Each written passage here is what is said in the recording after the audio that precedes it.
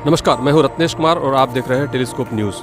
तो आज जो हमने बात की है कचरा डंपिंग ग्राउंड जो बनाया गया है काली जान में, जो हसदा रोड में पड़ता है और वहां आदिवासियों की बस्ती है। तो आदिवासियों के साथ जो भूमाफिया या किसी और माध्यम से इस प्रकार की बातें होती है, जहां हम आदिवासियों के संरक्षण की बात करते हैं और वहां उनका भक्षण होने लगता है।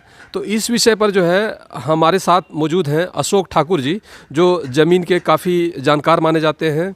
और इनका जो है एक सूट भी दाखिल हुआ है न्यायालय में, जो इनकी ज़मीन भी है इसको लेकर और अधिग्रहण को लेकर भी ये बहुत सारे जो है मालूमात करते रहते हैं। आइए इनसे बातचीत करते हैं। हमारे साथ हैं अशोक ठाकुर जी। नमस्कार अशोक ठाकुर जी, स्वागत है आपका टेलीस्कोप न्यूज़ में। और इस विषय में जो है ये क्या स्थिति है ज़मीन की, और विशेषकर जो है आदिवासियों की ज़मीन की पूर्णिया में? जी, सबसे पहले तो मैं आपके चैनल के माध्यम से मैं आदिवासी और पूर्णिया जिला के जनता को, गरीब गुरबा जनता को हम अपने तरफ से धन्यवाद और नमस्कार करते हैं तिल संक्रांति के दिन में, है ना। रहा सवाल आदिवासी के साथ जो अन्याय होता चला आ रहा है, ये भू माफियाओं जो है यहाँ पर सक्रिय है और वो पैसा वाला बल दल में है और उनका जो है आपका प्रशासन भी मानते हैं उनकी बात और ऊपर से भी ज़्यादा कांटेक्ट रखते हैं और राजनीति का इसमें खेल चल रहा है। और आदिवासी लोगों के साथ, दलित लोगों के साथ जो है ये भाषा से समझ नहीं पाते हैं, पढ़े लिखे नहीं हैं और इनको जानकारी नहीं है, जिसके एवज में आकर पुलिस जो है धमकाते हैं कि तुम बोलेगा तो हम जेल भेज देंगे और तुम ऐसे करोगे तो हम ये कर देंगे। ये लोग डेली कमाने खाने पर ऐसा स्थिति कर दिया। इनकी पूर्वजों की ज़मीन था और ये रजिस्टर पंजी टो में जो सर्वे कराया है, इन लोगों के साथ अन्याय करके इनको बरगला दिए गए हैं और सिकमीदार में बना दिए गए हैं और बाहरी लोगों को लाकर इनकी ज़मींदार बना दिया गया है, जिनकी मैंने जांच मांगा। और आज जो कचरा डंपिंग हो रहा है उस जगह, वो अन्याय अत्याचार हो रहा है। जो गरीब लोग, आदिवासी लोग बसे हैं, कोई डॉक्टर के बीच में आप कचरा डंपिंग करेंगे? जो महानगर है वहाँ करेंगे, जहाँ डीएम एसपी रहते हैं वहाँ कचरा डंपिंग करिएगा? नहीं। आप वहाँ आदिवासी को टारगेट किए कि आप वहाँ सरकारी ज़मीन बोल रहे हैं। निगम को ज़मीन कहाँ से प्राप्त है? हमने सवाल किया कि निगम को कहाँ से ज़मीन प्राप्त है। आप कम से कम आपके अखबार द्वारा हो या किसी भी अखबार द्वारा हो सर्विदित करें कि हाँ ये ज़मीन सीना ठोक के बोले कि नगर निगम के हमने लिया है और ये ज़मीन मेरा सही है। मैं आरोप लगाता हूँ इसमें भ्रष्टाचार का, करोड़ों रुपया का हेरा फेरी है। आप इसका जांच करवाएं और जांच में मैं सहयोग करूंगा और आदिवासी को न्याय दें। आप आदिवासी को मारने के लिए, विलुप्त करने के लिए, इसके साथ अन्याय अत्याचार इतना करते हैं कि जिसकी मैं आवाज़ उठाता हूं तो मेरे ऊपर झूठा मुकदमा कर दिया जाता है, झूठा मुकदमा कर दिया जाता है।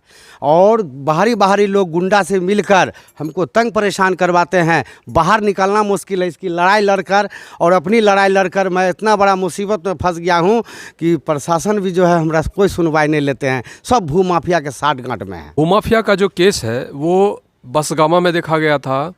वो गुलाब बाग के एरिया में जो नेशनल हाईवे है और उसके पास जो खाली ज़मीन पड़ी थी वर्षों से, जिस पे खेती किया जाता था आदिवासियों के द्वारा, तो उस पर भूमाफियाओं के साथ साठगांठ जो है निश्चित रूप से पदाधिकारियों की रही होगी उस समय।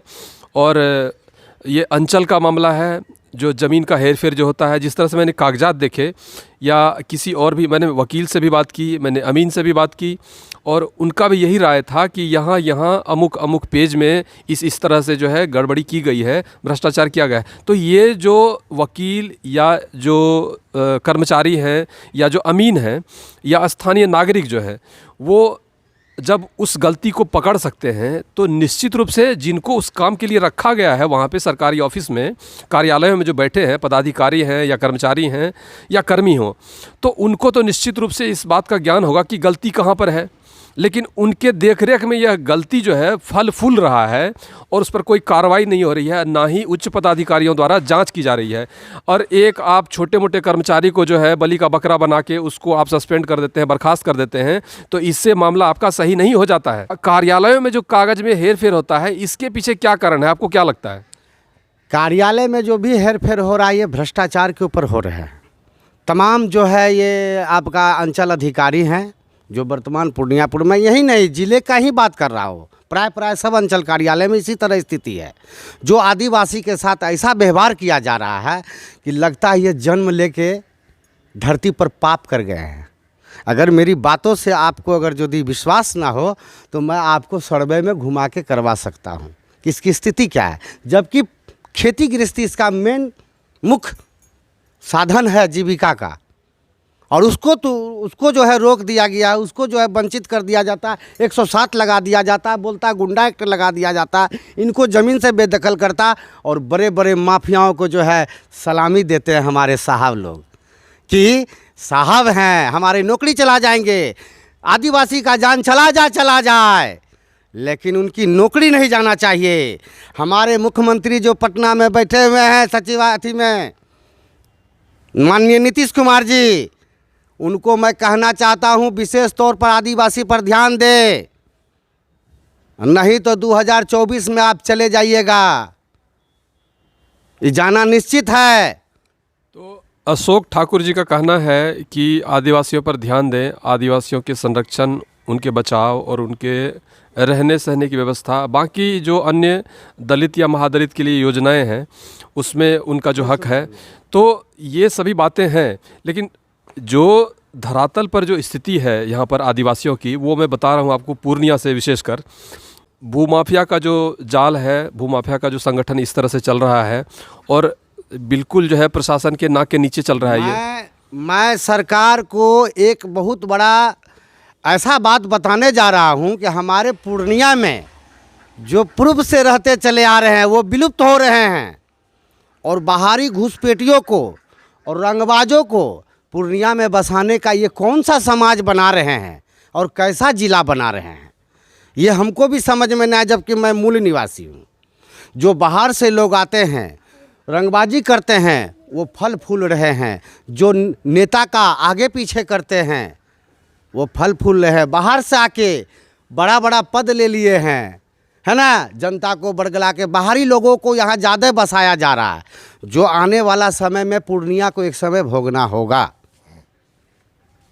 तो इस प्रकार की बातें हैं कि बाहरी लोगों को बसाया जा रहा है पूर्णिया में, और जो मूल निवासी हैं या जो कहें इनकी भाषा में आदिवासी हैं, वो उनके साथ अत्याचार हो रहा है। वो किसी न किसी प्रकार से है उन्हें अपने ज़मीन से हाथ धोना पड़ रहा है, और सरकार भी इस पर ध्यान नहीं दे रही है। उनसे निवेदन रहेगा कि इसकी जांच जो है वो अवश्य करवाएं। अभी देखिए, बहुत दिन के बाद एक जिला पदाधिकारी आए हैं जिसका नाम है सुहर्ष भगत जी।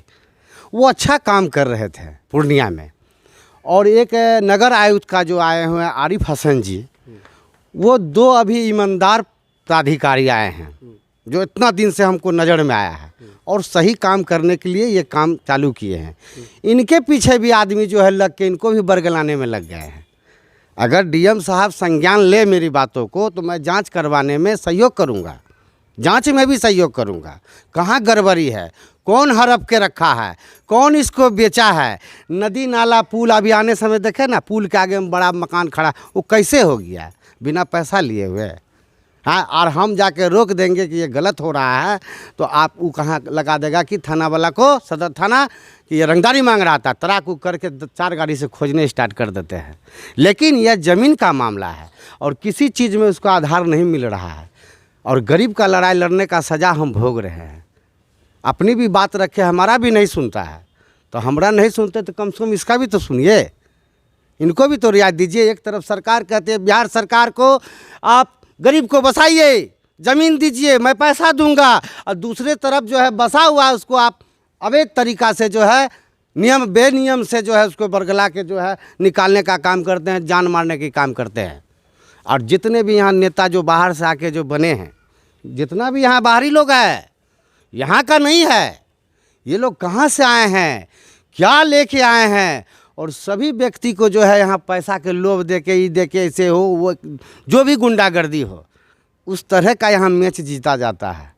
जो सही आदमी यहाँ जो है रहने वाला, उसको आज तक न पूछा ही नहीं जाता है कि हाँ आप कैसे हैं या नहीं है। बस जो बाहर से आए हैं बाबू बाबू कहें, उसी का जो है सब चलेगा। उन्हीं को शौचालय मिलेंगे, उन्हीं को मकान मिलेंगे, उन्हीं को सब चीज़ मिलेंगे। वो चाहे वो खुलेआम नंगा नाच के उन्हें नाच दे, ये अगर सर पे कफा अथी भी झाँप के चलेगा तो ये खराब है। ऐसा स्थिति पूर्णिया को कर दिया है। तो बात भी सही है, सिर्फ यहीं की बात नहीं है। आदिवासियों की बस्ती वार्ड नंबर 24 में जो है आदिवासियों का एक टोला है, बस्ती है, वहाँ भी यही स्थिति है कि किन्हीं के नाम से ज़मीन नहीं है, इसलिए जो है सरकारी योजना जो आवास की योजना है उनको नहीं मिल सकती है। ये इस प्रकार की बातें आती है। उनके नाम से ज़मीन है ही नहीं, उनके नाम से ज़मीन कैसे होगी? उनके नाम पर जो ज़मीन है, उनका जो कागज़ है, उनमें तो बहुत सारा जो है लफड़ा लगा के वो भूमाफिया जो हथियाए हुए हैं, उस पर आप ध्यान ही नहीं देंगे तो उनका घर तो इसी तरह रहेगा। आप ज़रा इधर आएंगे मेरे साथ, वो दिखाइए बस्ती, ये देखिए झोपड़ी है यहाँ पे। और मैं आगे मेरे साथ ज़रा आएंगे, मेरे साथ आइए, ज़रा आगे आइए। ये एक जगह की बात नहीं है, ये आप किसी भी आदिवासी बस्ती में चले जाइए, उनके नाम से ज़मीन नहीं है तो उनको जो है योजना प्राप्त नहीं होता है। जो आवास की योजना है वो घर नहीं बना पाते हैं। वो देखिए कच्ची घर, ये देखिए, ये सामने देखिए और यहाँ से देखिए, इधर दिखाइए, इधर दिखाइए यहाँ पे, और इधर देखिए, इधर देखिए, इधर। ये इस प्रकार जो है, इस प्रकार यहाँ पर जो है आप कहीं भी देखेंगे आदिवासियों की बस्ती। मैं ऐसे नहीं, वार्ड नंबर 24 में जाएं, ये कौन सा वार्ड है? ये वार्ड नंबर 41 है। ये वार्ड नंबर 41 है। अभी आप चले जाइए बसगामा, और कहाँ आदिवासी बस्ती है। यहाँ भी वार्ड नंबर 36 में भी है। पूर्णिया में आदिवासी है। पूरे पूर्णिया में जो आदिवासियों की जो बस्ती है, मैं अगर गलत नहीं हूँ और पदाधिकारी अगर जांच करना चाहे, सरकार अगर जांच करना चाहे तो एक बार आएँ इन बस्तियों में घूमें, और जहाँ भी ये आदिवासियों की बस्ती है वहाँ जाएं तो उनकी क्या स्थिति है। और मैक्सिमम लोगों के साथ जो है, अधिकतम आदिवासियों के साथ जो है, ये अभी जो समस्या है ये इसी प्रकार की समस्या है कि उनके नाम से ज़मीन नहीं है, जबकि पुराने रिकॉर्ड में जो है उनका नाम है। उनके पास जो पुराने ज़मीन के कागजात है उसमें नाम है, उनके नाम से बड़ा प्लॉट है। लेकिन है क्या कि उसको किसी ने गलत सलत पेपर बना के फॉर्ज करके, और क्योंकि मैंने ये इससे पिछले अपने रिपोर्ट में ये मैंने उदाहरण दिया था, और किस तरह से उसमें गलती थी कि तौजी नंबर चेंज बसगामा के कागज़ में महाराजगंज का पेपर लगा हुआ था। ये इस तरह से था, तौजी नंबर जो तौजी नंबर से पहचाना गया था।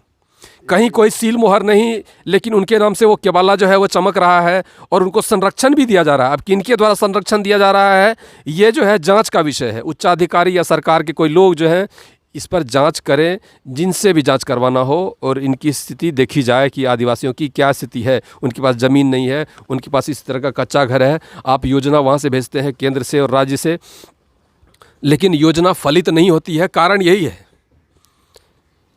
है, और इस कारण की जो है जांच निश्चित रूप से होनी चाहिए।